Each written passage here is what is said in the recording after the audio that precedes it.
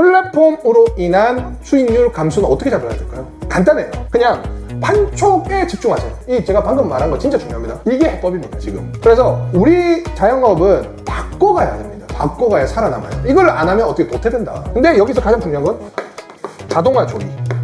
해야 된다 이거예요, 지금 자동화가. 근데 핵심은 자동화 조리가 아니고 1인당 생산력을 올린다. 똑같이 일을 했을 때 100개 만들 거 200개로 만든다. 다 핵심이에요. 그게 기계화예요. 그리고 중요한 거는 인건비를 절감시켜야 된다는 게 핵심이죠, 지금은. 근데 지금 이제 6단계란 말이지. 네. 이때도 암울한 건 똑같은 것이지. 그럼 어떻게 해야 되냐? 어떤 게 있을까요? 이러한 시스템 환경을 파악했잖아요. 어떤 것들을 해야 될까요? 우선은 일단은 매출을 확보하는 게 제일 중요한 거 아닌가요? 그렇죠. 네. 그럼 이제 매출을 하려면 프로모션 각각의 행사를 참여를 할 수밖에 없는 것이죠. 네. 근데 행사를 참여하면 어떻게 될까요? 수익이 더 감소하겠죠. 지금도 낮은데 더 감소하면 할 수 있을까요? 순수익을 좀 확보할 수 있는 그런 전략 같은 게 좀 있을까요? 그렇죠. 뭐 식자재비를 줄인다거나 기계를 한다거나. 근데 우리는 이미 했잖아요. 네네. 근데 식자재비는 지금 어떤가요? 여기서 6단계 때 지금 우리가 겪고 있는 겁니다. 전쟁 가속화, 세계화 붕괴, 그 다음에 이제 현 정부의 이제 운영 정책. 이 세 개가 뭐냐면 고환율 정책. 환율을 1,500원 이상 1,500원 초반으로 유지하겠다. 고환율 정책. 외부에 대해서 투자와 달러가 유통이 되지 않는 나라와 이제 진행이 돼서 네. 뭐 예를 들어 중국 같은 경우 위안화로 거래가 되거든요. 그래서 그러한 경우가 계속 가속화됩니다.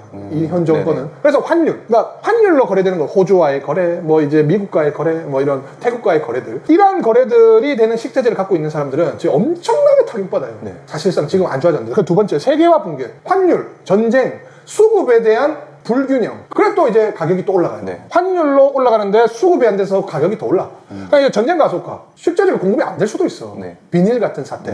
그러니까 이제 이러한 사태예요, 저희가. 그럼 어떻게 해야 되나? 식자재도 떨어졌고, 근데 이제 판촉행위가 생겼고, 판촉행위가 안 하면 떨어져도 유지 또는 떨어져. 폐업은 이제 눈앞이야. 그럼 어떻게 해야 될까요? 하늘이 쏟아나도 뚫고 날 길은 하나가 있다. 무엇일까요? 판촉행위가 가속화되어 있다라는 점만 체크를 하세요. 나머지는 국내에서 생산하는 이러한 물류나 이런 것들은 국내에서 생산하는 것들 위주로 잡되, 기존에 있는 것은 국내로 변경을 할 수 있는 것은 해야 됩니다.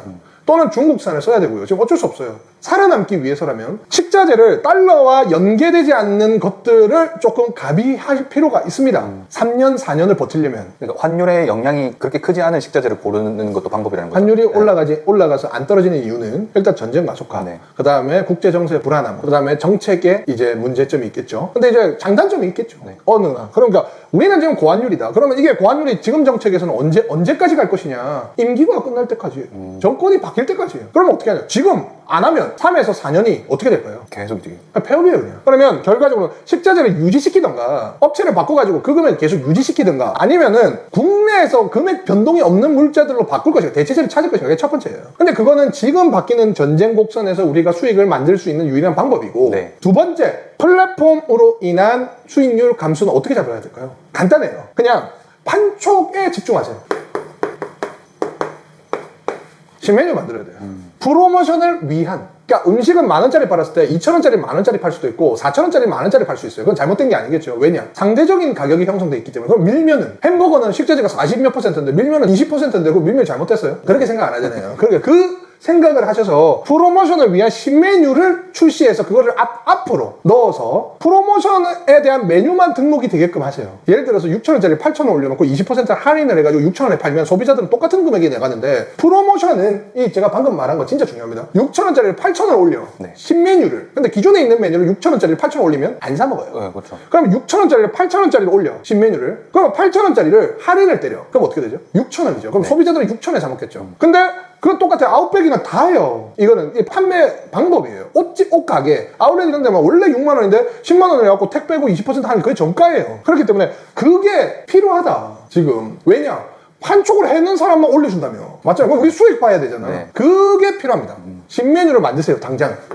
그러면 원가율은 어느 정도로 잡는 게 좋나요? 신메뉴 28%에 30%가 잡혀야죠. 할인을 다 해주고 28에 32%. 예를 들어 6,000원짜리를 판매를 했을 때 이 원가율은 2,000원이 돼야 되는 거죠. 근데 8,000원은 몇 %죠? 2,000원이? 24% 정도 되겠죠. 네. 그렇게 만들어서 20% 깎아주고 판매를 하면 상단에 올라가고 그 다음에 소비자들은 깎였다는 생각이 들지만 결과적으로는 이제 6,000원인 것이죠. 근데 중요한 것은 이거예요. 자본주의 원리상 내가 이 가격에 판매를 하는데 이 가격이 소비자한테 팔려는 가격이야. 이건 문제가 되지 않습니다. 이해하셨죠? 근데 내가 20% 할인해 주는 거야. 근데 중요한 것은 여기서 홀은 더 싸게 해주세요. 6,000원보다 싸게 해줘야 돼요. 그러면 어떻게 돼요? 40%의 식자재율로 가지고 홀을 주면 사람들은 진짜 내가 싸게 할 사람들은 내가 직접 걸어가서 사먹을 것이고 귀찮다는 사람들은 6,000원에 사먹을 것이고 그 다음에 이제 뭐 기존에 있는 것들을 좋아하는 기존 거를 이용하겠죠. 그러니까 하나가 더 생겼다 이거지. 프로모션 메뉴를 하나만 내면 안 돼요. 5개 이상 내야 돼요. 5개 이상. 네. 그것 또한 주력이 되게끔. 이게 해법입니다, 지금. 그리고 이것들을 만들 때는 국내 또는 중국산 것들을 이용을 하면 어떻게 될까요? 원가율이 조금 더 낮아지니까. 그렇죠.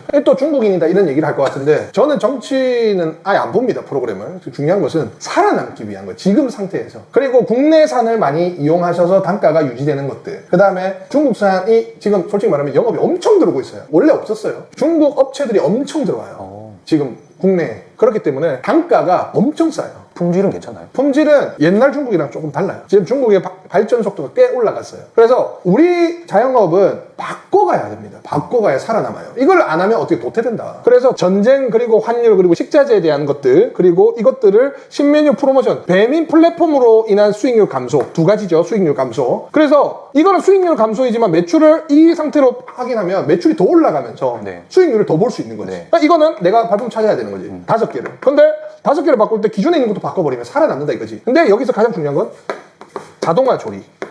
해야 된다 이거예요. 지금 자동화 내가지고 100개 가입했어요. 저희. 네. 그리고 만족도 굉장히 높아요. 근데 핵심은 자동화 조리가 아니고 1인당 생산력을 올린다. 1인당 생산력을 높인다. 내가 몸이 부서질 정도가 아니고 똑같이 일을 했을 때 100개 만들 거 200개로 만든다. 다 핵심이에요.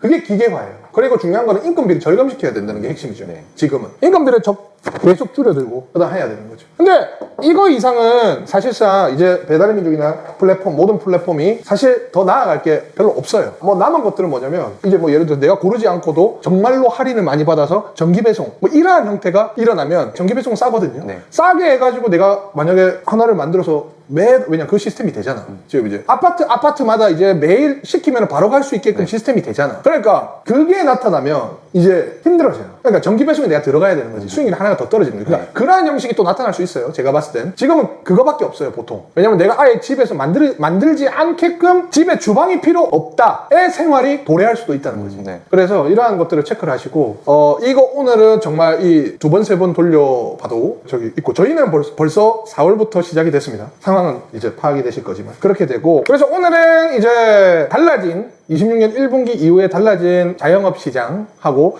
자동화, 식자재 안정성, 국내화, 중국화, 그 다음에 배달 플랫폼의 신메뉴, 프로모션 판촉으로 인한 수익성 더 하락 또는 매출의 하락 4가지를 잡아야 된다는 것을 말씀드렸어요. 네. 그래서 또 이 영상을 보신 분들은 아마 또 살아남겠죠. 저희는 살아남는데 더 성장하면서 살아남을 거예요. 그래서 힘든데 파이팅 하시고 저도 빠르게 움직이고 있으니까 파이팅 하시기 바랍니다.